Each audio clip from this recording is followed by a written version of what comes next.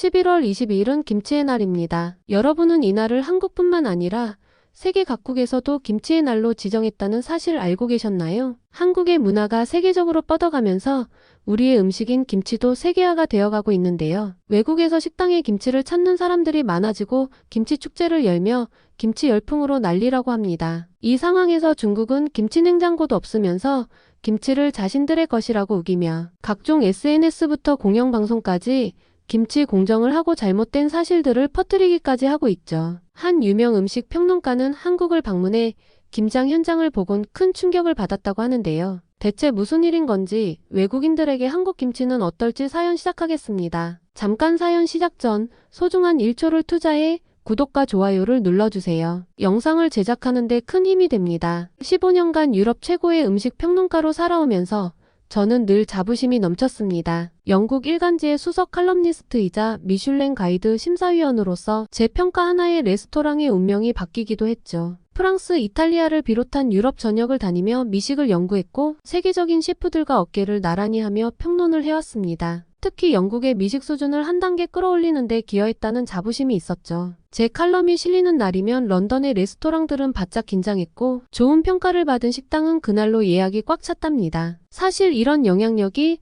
저를 더욱 자만하게 만들었는지도 모르겠네요. 저는 새로운 칼럼 주제를 찾아 고민하고 있었습니다. 매번 비슷한 주제의 글을 쓰는 것이 슬슬 지루해지기 시작했거든요. 런던의 최고급 레스토랑들을 찾아다니며 평가하는 일이 더 이상 새롭지 않게 느껴졌습니다. 화려한 플레이팅, 값비싼 식재료, 유명 셰프의 이름과 이런 것들이 과연 진정한 미식의 가치일까 하는 의문이 들기 시작했죠. 특히 매번 비슷비슷한 메뉴와 맛에 식상함을 느끼고 있었어요. 심지어 며칠 전 방문한 미슐랭 3스타 레스토랑의 음식도 제 입맛을 만족시키지 못했습니다. 아마도 제 미각이 더 까다로워진 걸지도 모르겠습니다. 그러던 어느 날 우연히 런던 이스트엔드를 지나가게 되었습니다. 이 지역은 제가 평소에 잘 가지 않던 곳이었죠. 솔직히 말씀드리면 이곳의 음식들은 제 평가 대상이 되기에는 너무 초라하다고 생각했거든요. 하지만 그날따라 이 거리가 무척 달라 보였습니다. 브렉시트 이후 이 지역이 완전히 변해 있었어요. 활기 넘치는 시장거리, 다양한 나라의 식당들, 음식을 사려고 줄 서 있는 사람들의 웃음소리들이 가득하더라고요. 이전에는 보지 못했던 새로운 에너지가 거리를 가득 채우고 있었죠. 문득 이런 생각이 들었습니다. 어쩌면 내가 찾던 새로운 이야기가 이곳에 있지 않을까? 취재를 시작한 날은 비가 내리고 있었습니다. 평소 같았으면 이런 날씨에 골목길을 돌아다니는 건 상상도 못했을 텐데 이상하게도 발걸음이 가벼웠죠. 카메라를 들고 이스트엔드의 좁은 골목들을 누비고 다녔습니다. 오래된 건물들 사이로 새로 생긴 식당들이 골목마다 제각각의 이야기를 품고 있는 듯 했어요. 약간의 모험심도 생겼습니다. 평소에 나답지 않게 아무 식당이나 들어가 볼까? 하는 생각도 들었죠. 그러다 문득 40년이란 세월이 고스란히 묻어나는 작은 식당이 제 눈에 들어왔습니다. 그레니스 키천 할머니의 부엌이라는 수수한 간판이 달린 한식당이었어요. 문 앞에 걸린 작은 나무 팻말이 제 발걸음을 붙잡았습니다. 우리 할머니의 김치는 영국에서 43년째 익어가고 있습니다. 라는 단순한 문구였지만 왠지 모를 진정성이 느껴졌어요. 보통의 식당들이 화려한 메뉴 사진이나 홍보 문구로 손님을 끌어들이려 하는 것과는 달랐죠. 특히 놀라웠던 건 이 작은 식당 앞에 줄을 서 있는 사람들이었습니다. 비가 오는 궂은 날씨에도 자리를 지키고 있는 손님들의 표정이 무척 여유로워 보였어요. 런던의 유명 레스토랑 앞에서 보던 잔뜩 긴장한 손님들의 모습과는 완전히 달랐습니다. 호기심이 점점 커져갔습니다. 평소에 저였다면 이런 곳은 단번에 지나쳤을 거예요. 이름도 없는 작은 식당에서 무슨 특별한 맛을 기대할 수 있겠어? 라고 생각했겠죠. 하지만 그날따라 이상하게도 문을 열어볼 용기가 났습니다. 어쩌면 제가 그동안 잃어버렸던 무언가가 이 문 뒤에 있을 것만 같은 예감이 들었거든요. 줄을 서 있는 사람들 사이에서는 일상적인 대화가 오갔습니다. 이 시간에도 자리가 있으려나? 오늘은 일찍 와서 다행이네요. 평범한 대화였지만 그 속에서 이 식당에 대한 특별한 애정이 묻어나는 것 같았어요. 결국 저도 줄을 서기로 했습니다. 미식 평론가로서의 자존심이 조금 상하는 것 같기도 했지만 왠지 이 순간을 놓치면 후회할 것 같았거든요. 차가운 비가 내리는 날씨에 줄을 서서 기다리는 동안 문득 이런 생각이 들었습니다. 제가 그동안 평가해온 레스토랑들은 과연 이렇게 손님들을 기다리게 만들 가치가 있었을까? 화려한 인테리어와 값비싼 식기들, 그리고 장인 정신을 강조하는 셰프들의 말들이 정말 중요했던 걸까? 싶었죠. 마침내 제 차례가 되어 식당 문을 열었을 때 저는 완전히 다른 세계에 발을 들인 듯한 느낌을 받았습니다. 40년의 세월이 고스란히 담긴 나무 테이블들, 따뜻한 조명 아래 은은히 비치는 아늑한 공간이 펼쳐졌어요. 하지만 가장 인상적인 건 식당 안을 가득 채우고 있는 편안한 분위기였습니다. 마치 누군가의 집에 초대받은 것 같은 느낌이었죠. 그리고 주방에서는 누군가가 정성스레 음식을 준비하는 소리가 들려왔습니다. 그곳에서 저는 제 미식 인생을 완전히 뒤바꿔 놓을 한 분을 만나게 되었어요. 자리에 앉아 메뉴판을 들었을 때만 해도 이 취재가 그저 시간 낭비가 되지 않길 바라는 심정이었습니다. 15년간 유럽 전역의 미슐랭 레스토랑을 평가해온 제가 작은 골목에 이름 없는 식당에서 무슨 특별한 맛을 발견할 수 있을까요? 메뉴판은 의외로 단출했어요. 화려한 사진도 과한 설명도 없었습니다. 그저 손글씨로 적힌 메뉴 몇 개가 전부였고 그마저도 대부분 제게는 생소한 이름들 뿐이었어요. 옆자리에 손님들이 먹고 있는 빨간 반찬이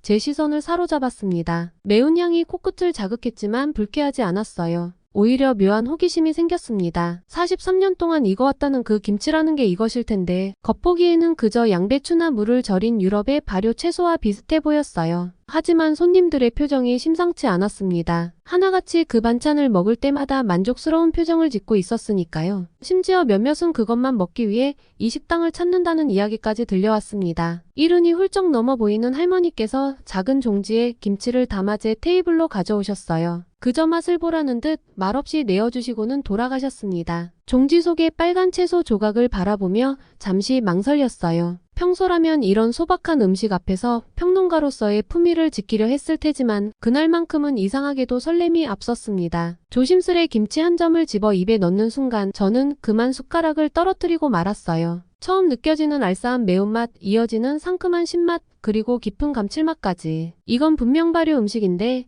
지금까지 제가 경험했던 그 어떤 것과도 비교할 수 없었어요. 프랑스의 최고급 치즈, 이탈리아의 절인 올리브, 독일의 사우어크라우트, 제가 극찬했던 그 모든 발효 음식들이 순간 무색해졌습니다. 겉으로 보기에는 단순해 보였지만 입안에서 펼쳐지는 맛의 스펙트럼은, 특히 놀라웠던 건 이 맛의 복합성이었어요. 마치 교향곡을 듣는 것 같았습니다. 처음엔 강렬한 매운맛이 혀끝을 자극하다가 이내 상큼한 신맛이 입안 가득 퍼지고 마지막엔 깊이 있는 감칠맛이 여운처럼 남았어요. 더욱 신기한 건 한 입 더 먹고 싶은 중독성이었습니다. 평소 발효 음식을 즐기지 않는 제가 계속해서 젓가락을 들게 만드는 이 이상한 매력은 도대체 무엇이었을까요? 그제야 이 맛의 비밀이 궁금해졌어요. 43년이라는 세월, 그리고 이 맛을 만들어낸 할머니의 이야기가 알고 싶어졌습니다. 평론가로서의 호기심을 넘어 한 인간으로서 진정한 궁금증이 생겼어요. 조심스레 할머니께 다가가 이야기를 여쭈었고 할머니는 잠시 머뭇거리시더니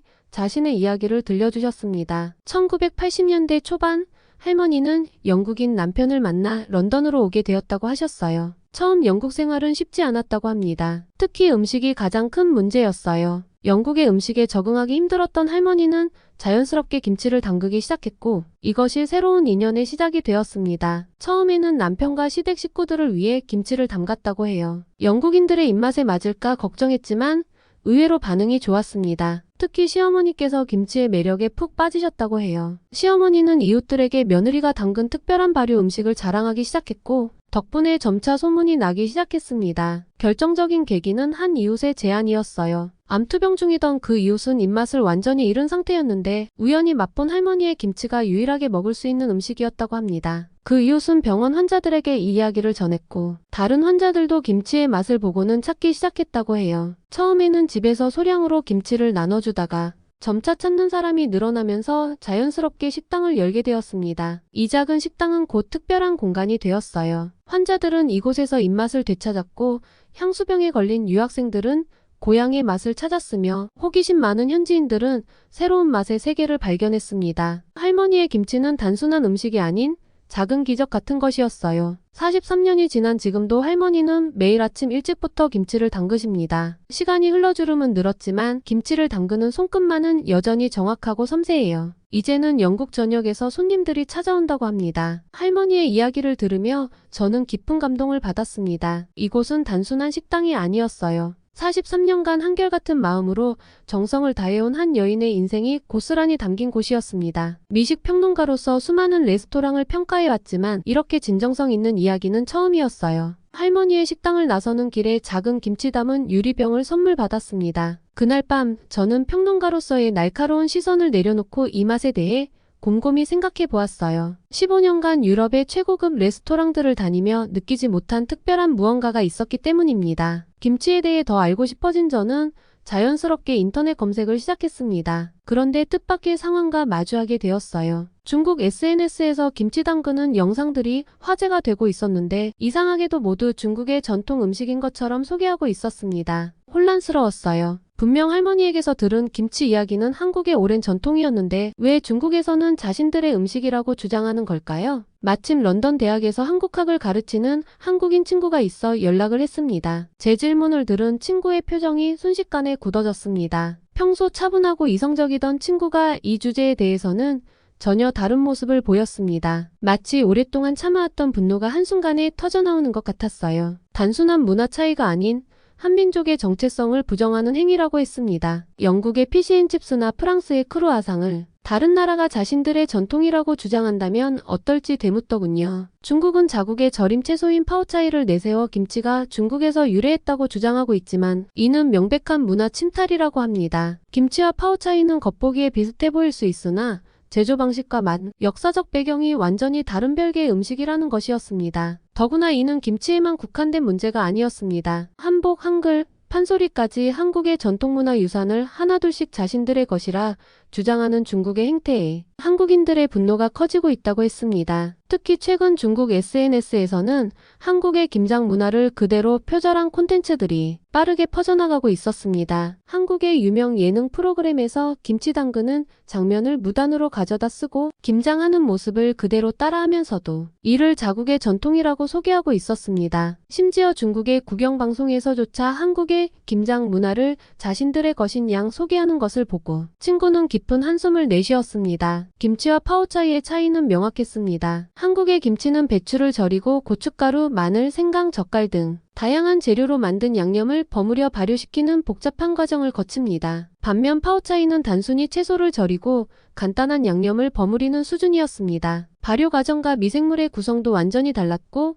그로 인한 맛의 차이도 극명했습니다. 이런 명백한 차이에도 불구하고 중국이 계속해서 김치 문화를 자신들의 것이라 주장하는 것은 한국의 식문화 정체성을 부정하는 것과 다름없었습니다. 이러한 상황에서 2013년 김장 문화의 유네스코 인류무형문화유산 등재는 더욱 큰 의미를 가졌습니다. 이는 단순히 음식 하나를 세계적으로 인정받은 것이 아닌 한국 고유의 문화적 가치를 전 세계가 인정했다는 증거였기 때문입니다. 특히 김장 문화는 단순한 음식 만들기를 넘어서 가족과 이웃이 함께 모여 서로 돕고 나누는 공동체 문화의 진수를 보여주는 것이었습니다. 한국농수산식품유통공사의 2023년 자료는 이런 상황에서 더욱 의미심장했습니다. 김치의 세계 수출액이 2022년 기준 1억 5,900만 달러를 기록하며 역대 최고치를 달성했다는 것은 전 세계가 한국 김치의 가치를 인정하고 있다는 분명한 증거였습니다. 코로나 이후 건강식품으로서의 가치를 인정받으면서 수요는 더욱 급증했고 이제는 세계 각국의 주요 식품 매장에서 쉽게 한국 김치를 찾아볼 수 있게 되었습니다. 이런 이야기를 들으며 할머니의 식당이 더욱 특별하게 느껴졌습니다. 43년 전 아무도 김치를 모르던 런던에서 홀로 김치를 담그기 시작한 할머니는 자신도 모르는 사이에 한국 음식 문화의 작은 역사를 써내려가고 계셨던 것입니다. 이제 저는 단순한 음식 평론가가 아닌 진정한 음식 문화의 가치를 알리는 전달자가 되어야겠다는 사명감을 느꼈습니다. 할머니의 식당과 친구를 통해 알게 된 김치 문화의 진정한 가치는 제 시각을 완전히 바꿔놓았습니다. 이 특별한 경험을 독자들과 나누고 싶었습니다. 평소처럼 레스토랑의 음식과 서비스만을 평가하는 칼럼이 아닌 그 음식에 담긴 문화와 역사를 함께 소개하는 새로운 형태의 칼럼을 구상했습니다. 다행히 편집장도 제 의견에 공감했고 새로운 칼럼을 시작하게 되었습니다. 첫 회는 당연히 김치와 한식에 대한 이야기였습니다. 연재를 준비하면서 놀라운 사실들을 발견했어요. 김치는 이미 전 세계에서 그 가치를 인정받고 있었습니다. 미국 CNN이 선정한 세계에서 가장 건강한 음식 5위에 오른 것은 물론 세계 각국에서 김치의 날을 제정하고 있었어요. 특히 인상적이었던 것은 2020년 한국이 김치의 날을 법정기념일로 지정한 이후의 변화였습니다. 미국과 영국, 브라질 등 여러 국가에서 지역 단위로 김치의 날을 지정했고 지난해에는 아르헨티나가 11월 22일을 국가기념일인 김치의 날로 공식 제정했죠. 한 나라의 음식이 다른 나라의 국가기념일이 된 것은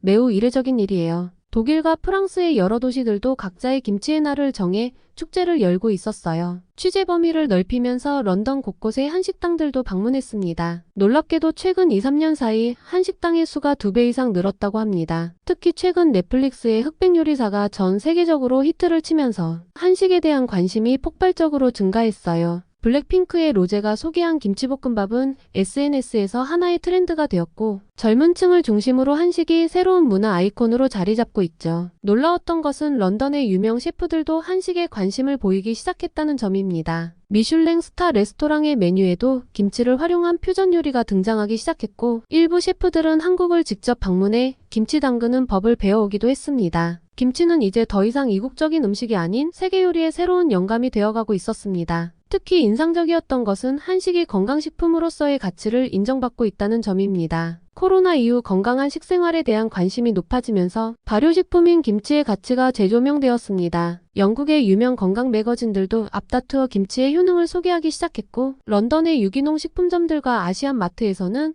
다양한 종류의 김치를 찾아볼 수 있게 되었습니다. 제 칼럼은 예상보다 훨씬 큰 반향을 일으켰습니다. 한식에 대한 관심이 이미 높아진 상태였던 데다 할머니의 가게처럼 오랜 세월 한식의 맛을 지켜온 런던의 숨은 맛집들을 소개하자 독자들의 반응이 뜨거웠습니다. 특히 김치를 직접 담그는 법을 배우고 싶다는 문의가 쇄도했죠. 한 레시피 연구가는 김치는 단순한 음식이 아닌 하나의 예술이라며 극찬하기도 했어요. 런던의 식문화도 빠르게 변화하고 있었습니다. 중형 슈퍼마켓 체인들도 김치를 정식 제품으로 입점시키기 시작했고 일부 아시안 마트에서는 김치 양념과 절인 배추를 따로 판매하기 시작했죠. 이는 직접 김치를 담가 먹으려는 현지인들의 수요가 늘어났기 때문이었습니다. 이런 변화를 지켜보면서 문득 할머니의 말씀이 떠올랐어요. 김치는 시간이 만든 음식이라고 하셨죠. 43년 전 이곳에 처음 왔을 때만 해도 아무도 김치를 모르던 시절이었다고 합니다. 하지만 이제는 한국 문화의 세계화와 함께 김치도 자연스럽게 세계인의 식탁에 올라가고 있었습니다. 제 칼럼은 이제 단순히 맛집을 소개하는 것을 넘어 음식에 담긴 문화적 가치를 조명하는 방향으로 발전했습니다. 한식을 다룰 때면 늘 그 음식에 담긴 역사와 정성을 함께 소개했습니다. 특히 김치처럼 오랜 시간 정성을 들여 만드는 발효 음식이야말로 패스트푸드에 지친 현대인들에게 진정한 슬로우 푸드의 가치를 일깨워준다는 점을 강조했죠. 이제는 김치에 대해 더 깊이 알고 싶어졌어요. 할머니께 배운 것들은 김치라는 깊은 문화의 겨우 일부분일 것 같았습니다. 한국을 직접 방문해서 김치의 본고장에서 더 많은 것을 배우고 싶다는 생각이 들었어요. 특히 한국의 전통시장과 김장 문화를 직접 경험해보고 싶었죠. 할머니의 식당은 얼마 전 문을 닫았습니다. 43년이라는 긴 시간 동안 한결같이 김치를 담가오신 할머니는 건강상의 이유로 은퇴를 결심하셨어요. 마지막으로 찾았을 때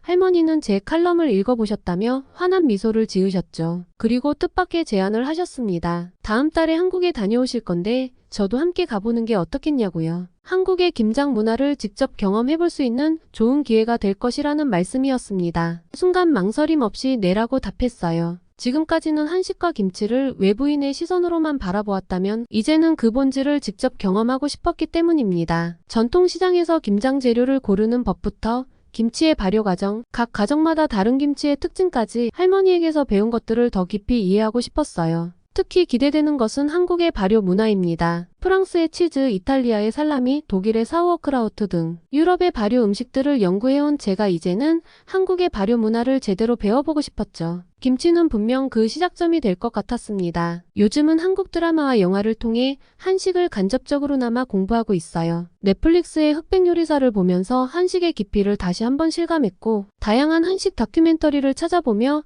한국의 음식 문화를 이해하려 노력하고 있습니다. 할머니의 식당은 더 이상 없지만 그곳에서 시작된 제 여정은 계속됩니다. 다음 달이면 저는 드디어 김치의 본고장을 직접 경험하게 될 거예요. 15년간 유럽의 미식을 연구해온 음식 평론가로서 이번 여행은 제게 새로운 도전이자 설렘입니다. 할머니께서 43년 동안 지켜오신 그 맛의 근원을 찾아가는 여정이 될 것이에요. 이제는 할머니의 식당을 찾을 수 없지만 대신 할머니 댁에서 종종 식사를 함께 하는데요. 할머니는 여전히 김치를 담그시는데 이제는 가족들을 위해서만 담그신다고 하시죠. 은퇴 후에도 변함없이 정성스럽게 김치를 담그시는 할머니의 모습을 보며 음식에는 장사도 은퇴도 없다는 것을 깨달았습니다. 진정한 음식은 그저 누군가를 위한 마음에서 시작되는 것이니까요. 마침내 한국에 도착한 저는 할머니의 고향집으로 향했습니다. 때마침 김장철이었고 할머니의 가족들이 모두 모여 김장을 한다고 했어요. 할머니의 고향집은 자연과 어우러진 마을 안에 따뜻함이 느껴지는 곳이었어요. 한국의 가정집은 처음이어서 모든 게 새롭고 설렜었죠.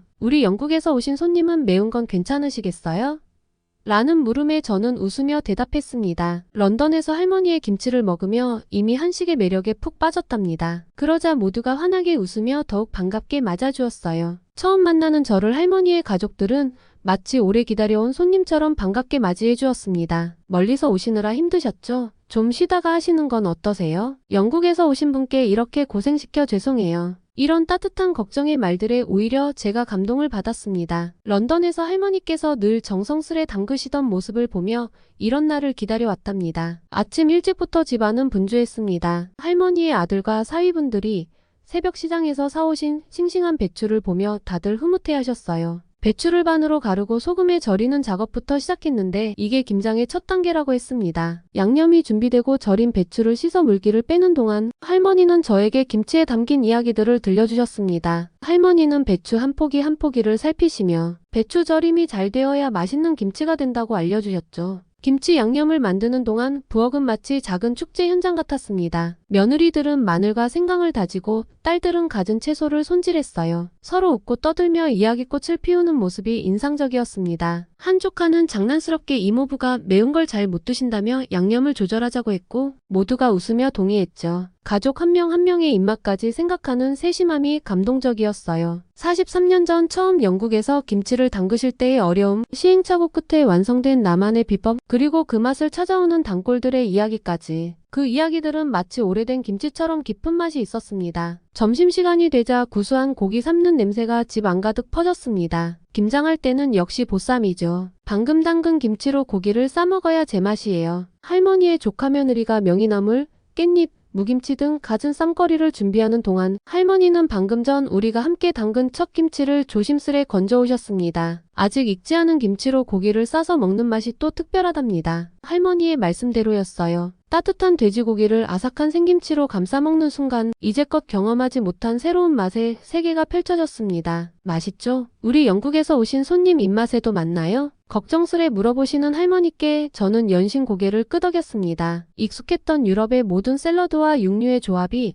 무색해질 만큼 환상적인 조화였죠. 보쌈 한 점을 더 싸주시며 할머니는 웃으셨어요. 런던에서는 혼자 김치 담그느라 늘 바빴는데 이렇게 다 같이 모여서 먹으니 더 맛있네. 할머니의 조카들은 저를 위해 보쌈 먹는 방법부터 김치와 고기의 완벽한 비율까지 하나하나 알려주었습니다. 처음 보는 사이임에도 마치 오랜 가족처럼 대해주는 모습에 마음이 따뜻해졌습니다. 식사를 하는 동안 할머니와 가족들은 그동안 나누지 못했던 이야기들로 시간 가는 줄 몰랐습니다. 할머니의 조카는 이제 중학생이 된 자신의 아들 이야기를, 조카 며느리는 대학에 입학한 딸 소식을 전했습니다. 화상통화로는 자주 얼굴을 보지만 이렇게 한자리에 모여 밥을 먹으며 이야기를 나누는 것은 또 다른 의미가 있어 보였어요. 특히 할머니는 가족들의 근황을 들으시며 연신 미소를 지으셨고 때로는 그동안 궁금했던 점들을 하나하나 물어보시며 깊은 관심을 보이셨죠. 할머니의 막내 동생은 어린 시절 함께 자전거를 타다 다친 이야기, 시장에서 과자를 몰래 사 먹던 추억 등 옛 이야기들을 꺼내놓았습니다. 오랜만에 만난 가족들은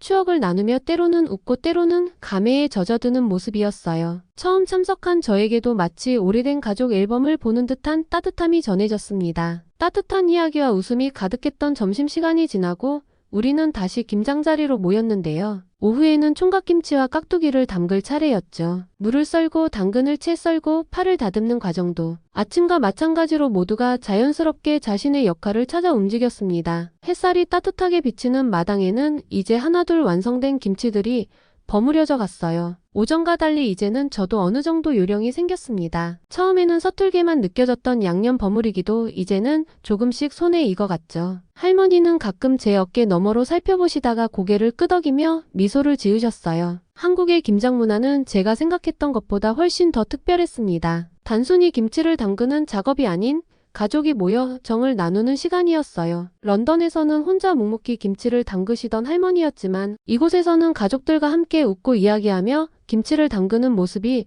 무척 행복해 보였습니다. 런던으로 돌아가는 할머니의 몫은 특별히 진공 포장을 해서 따로 챙겼고 저를 위한 몫도 작은 통에 담아주었어요. 피로가 몰려올 법도 한데 모두의 얼굴에는 뿌듯함이 가득했죠. 김치를 나누는 과정에서도 서로를 생각하는 마음이 느껴졌습니다. 해가 저물어갈 무렵 마당에는 크고 작은 김치통들이 가지런히 놓여 있었어요. 하루 종일 함께 담근 김치들을 각자의 몫으로 나누는 시간이었죠. 혼자 사는 조카의 몫은 조금 더 넉넉히, 아이가 있는 집은 아이들이 좋아하는 총각김치를 더 담아주는 시기였습니다. 오늘 하루는 제게 특별한 경험이었습니다. 음식을 매개로 이렇게 가족이 하나 되는 모습은 유럽에서는 보기 힘든 광경이에요. 15년간 미식 평론가로 활동하며 많은 음식을 접했지만 이렇게 정성과 사랑이 깃든 음식 문화는 처음이었습니다. 저녁이 되어 모두가 헤어질 시간, 할머니는 제게 작은 김치 항아리를 건네주셨습니다. 이것은 당신 몫이에요 라는 말씀과 함께 손수 쓰신 김치 담그는 법도 종이에 적어주셨죠. 이제 저는 왜 할머니가 한결같이 김치를 담그셨는지 이해할 수 있었어요.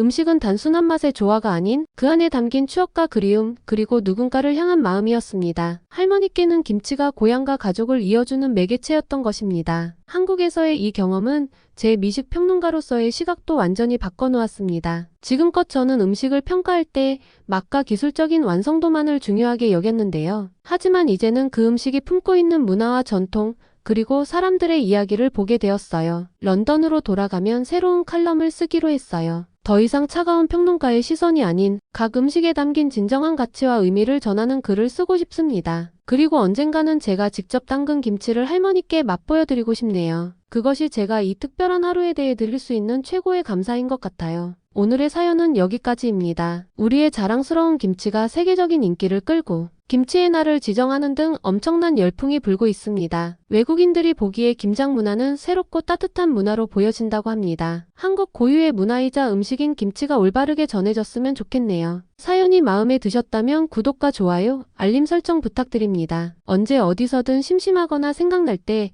감동 쿠키를 꺼내보세요. 감동 쿠키 해외 감동 사연 재생 목록을 통해 더 많은 사연을 보실 수 있습니다. 다른 사연이 궁금하시다면 위 영상과 구독을 눌러주세요. 다음에는 더 좋은 사연으로 찾아뵙겠습니다. 지금까지 시청해주셔서 감사합니다.